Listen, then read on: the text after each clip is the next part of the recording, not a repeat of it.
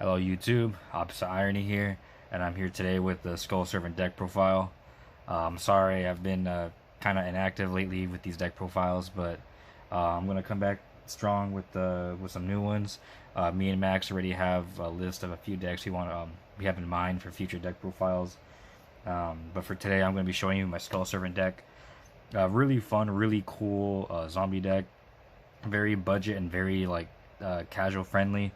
The whole gimmick is just send a bunch of Skull Servants from deck to grave, and then just attack with King of the Skull Servant for like 13,000 attack and win. Like, it's just like this is like the epitome of like caveman Yu-Gi-Oh. Like, you're just smacking like with big number. Like, literally that's the whole deck, just big number dot deck.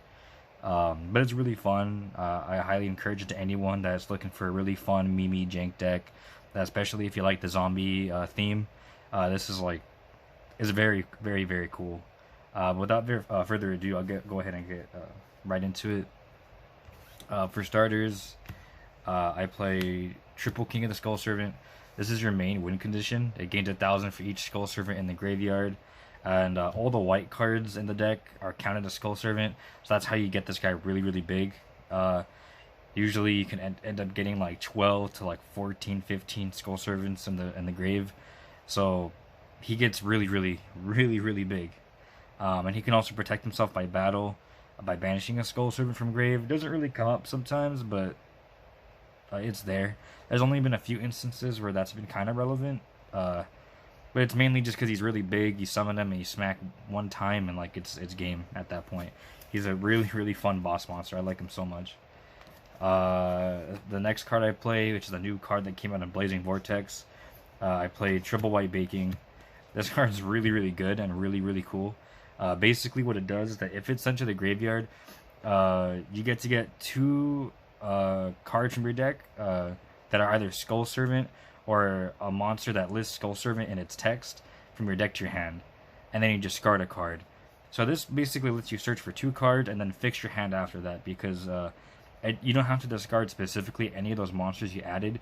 You can send Mizuki, you can send Gozuki, you can send White Prince. Like, this can literally search White Prince and then discard it right after. So it's like really easy. Like, this speeds up the deck so much, because it can add whatever you want in your hand and then get rid of whatever you don't want in your hand, which is really, really nice.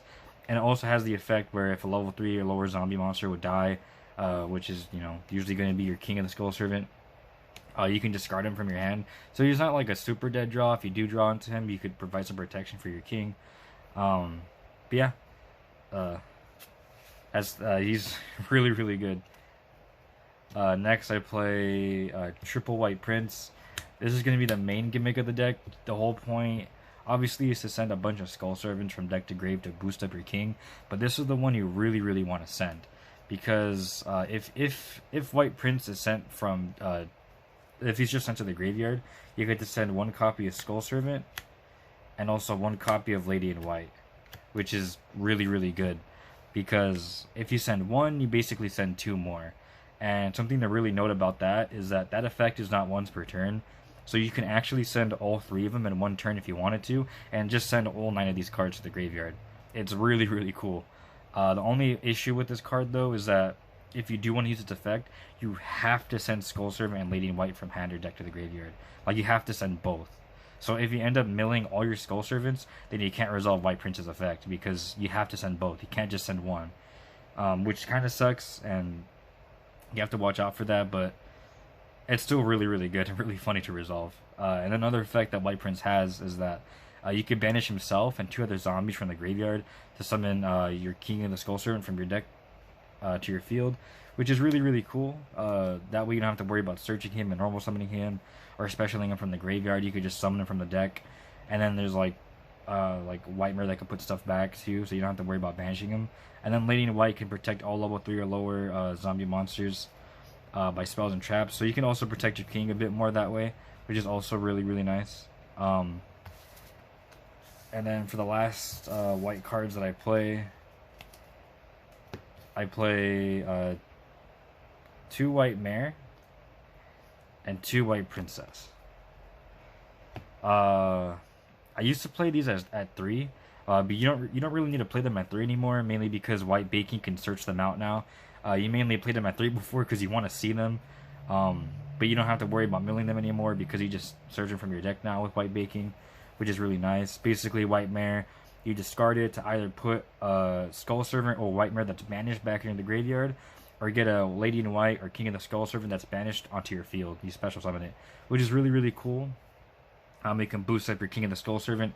You can boost his attack after you banish monsters with White Prince's effect, or you can actually banish your King of the Skull Servant from your graveyard with White Prince's effect, and then like use White Mare to bring it back. It's really cool what you can do with it. And the White Princess is really, really cool because on summon you send White Prince from the deck to the graveyard, which is a big gimmick of the deck. You want to send White Prince, and that's on summon, normal or special, and that's not once per turn. So you can constantly keep summoning White Princess back, and then you can just keep resolving her effect, which is really cool. And she has a quick effect where you can send her from hand or field to the graveyard to reduce all monsters on the field attack equal to the level or rank times 300. So a lot of the times, like, you can set up your entire graveyard to make King of the Skull Servant like really big turn 1, but sometimes you just really can't. Sometimes you do need like 2 turns to set everything up, and normally if you only have like 1 monster in the field, you're gonna get OTK'd in today's meta, or just with normal decks nowadays.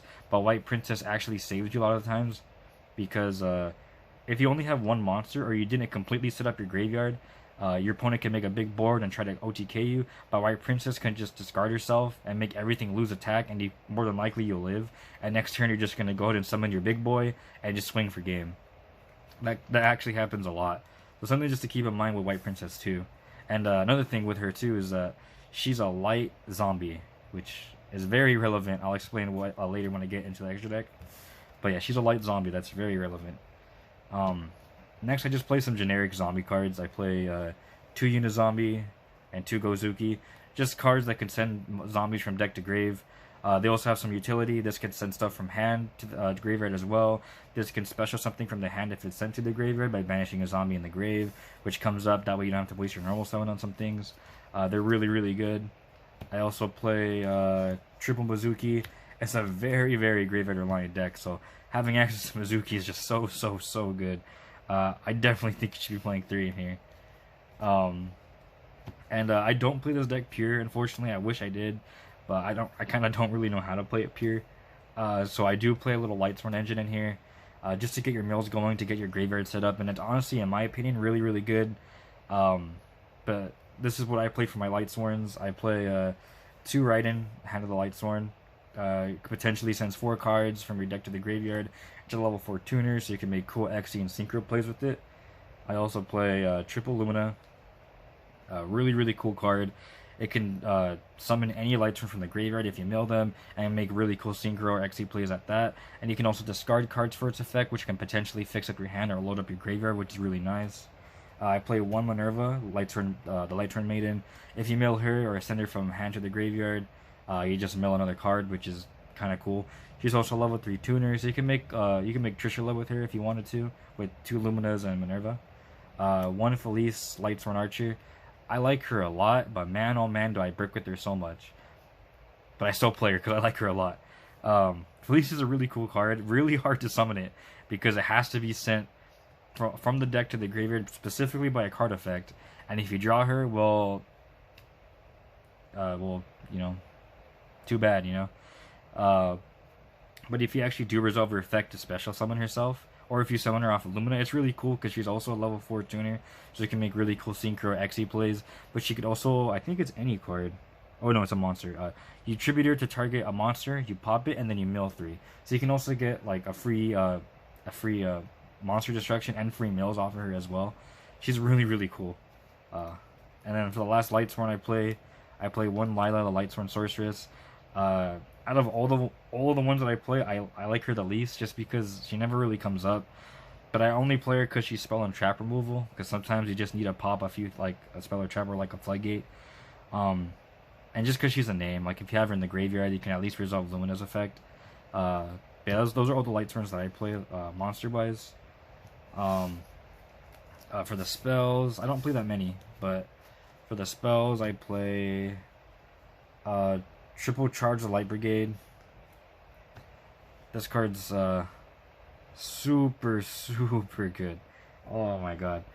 You activate this, you're basically set for the rest of the duel. Like, really, you just send 3 from the top cards of your deck to the graveyard, add any Lightsworn, which means you're basically gonna mill more than just 3 cards, which is really really nice. This sets up like everything you need: a free mill, a free monster that's gonna get you more stuff. It's so good. And then I also play 2 Solar Recharge. This one doesn't come up as often, but I like this card nonetheless. Just because if you do draw into a Lightsworn, you can potentially fix your hand and load up your graveyard by discarding a Lightsworn. You get to draw 2 and then mill 2, which is really really nice.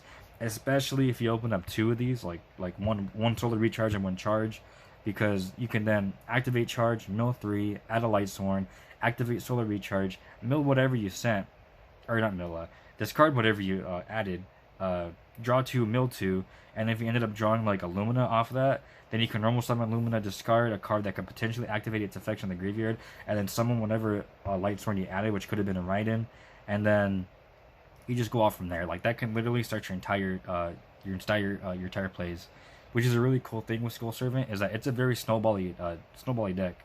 Once you get your graveyard loaded up, like, it just keeps going. And sometimes it won't stop. There's been times where I've decked myself out turn 1 because I just constantly keep milling cards.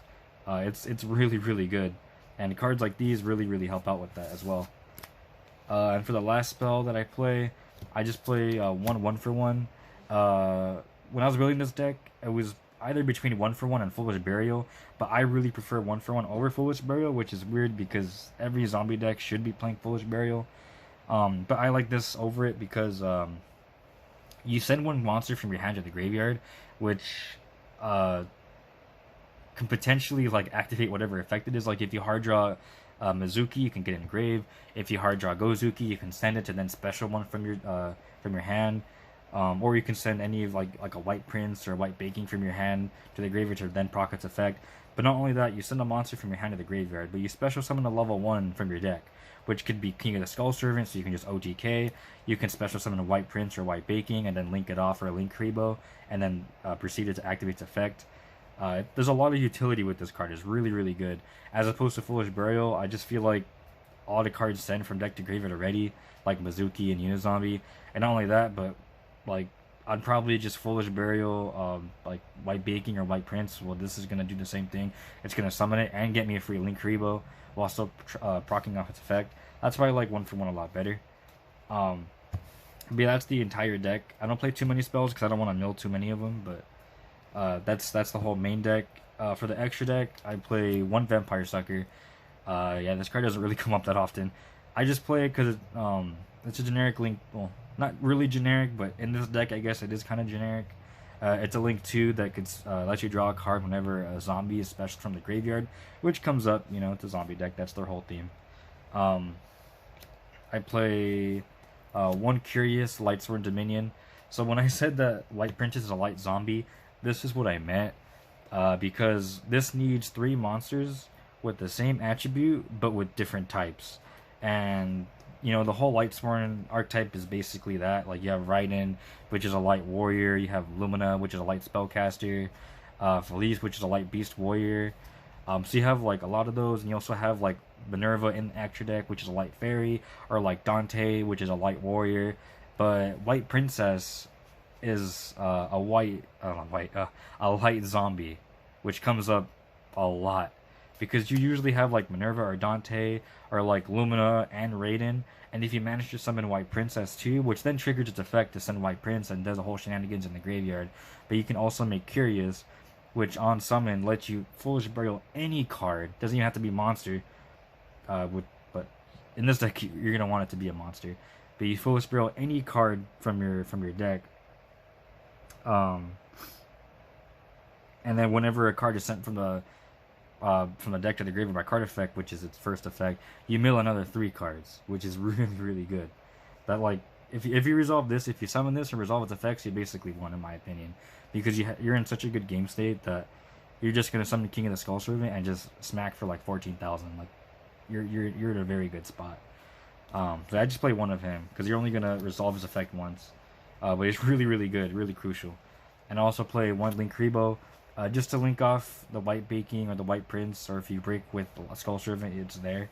But usually just to link off White Prince and White Baking to resolve its effects. For some Xyz, I play Phantom Knight's a Break Sword. Just a generic rank 3, provides some removal. Nothing to complain about.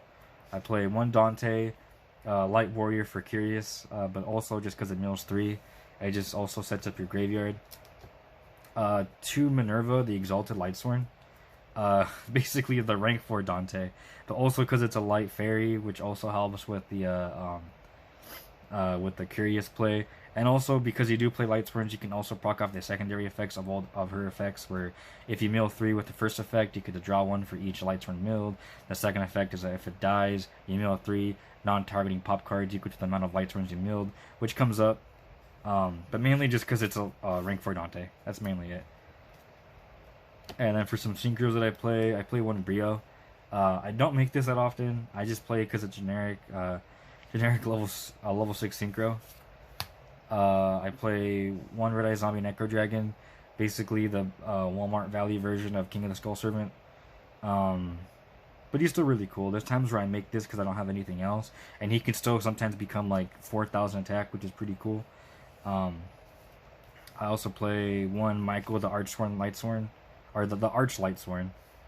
I usually make this out of all the synchros, mainly because he's just really good, and he needs one tuner and one or more non-tuner light monsters, which could also be your White Princess because she's a light monster. But basically, you pay 1,000, banish a card, which is pretty good removal, and recycles all your Lightsworns from grave to deck if it dies.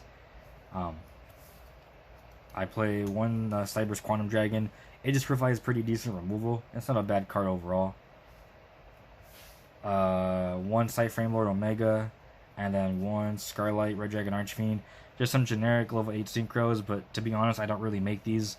Especially Omega. I don't make any of these. It's very rare when I do.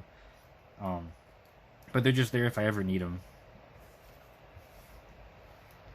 Then I play one Ravenous Crocodile Dragon Archithis, and then one Trishula Dragon of the Ice Barrier. Again, I don't really make these, but they're there if I ever need them. You can make Trishula with 2 Luminas and Minerva, the baby Minerva in the main deck. And then you can make Ravenous with that same way, or you can make it with like Unizombie that's level 5 and like a Gozuki or something. Yeah, just some generic level 9 synchros. But yeah, that's the whole deck. I don't really use the extra deck as much, but a lot of the cards there also help out just in case I can't pull off my main strategy. But that's the whole deck. Let me know what you guys think. It's a very fun budget zombie deck. I highly encourage it to anyone that like just wants to look for a very fun, chill, casual deck. Especially if you're looking for like a meme deck. All you do is just make him really big and smack for a big number. Such a satisfying strategy. It's so funny. But yeah, that's it for today. Thank you so much for watching.